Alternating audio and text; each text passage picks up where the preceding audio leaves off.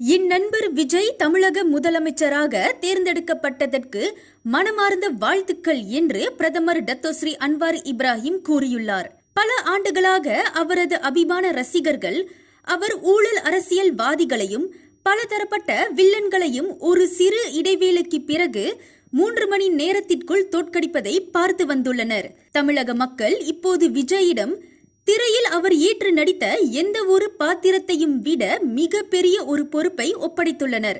அவரின் ஒரு விரல் புரட்சி இப்போது மிகப்பெரிய சரித்திரம் படைத்துள்ளது. மலேசியாவும் தமிழகமும் தலைமுறையாக ஆழமான வரலாற்று கலாச்சாரம் மக்களுக்கு இடையேயான உறவுகளை பகிர்ந்து கொள்கின்றன. வரும் ஆண்டுகளில் முதலமைச்சர் விஜயுடன் நெருக்கமாக பணியாற்ற ஆவலுடன் உள்ளேன் என்று டத்தோஸ்ரீ அன்வார் இப்ராஹிம் தெரிவித்துள்ளார்.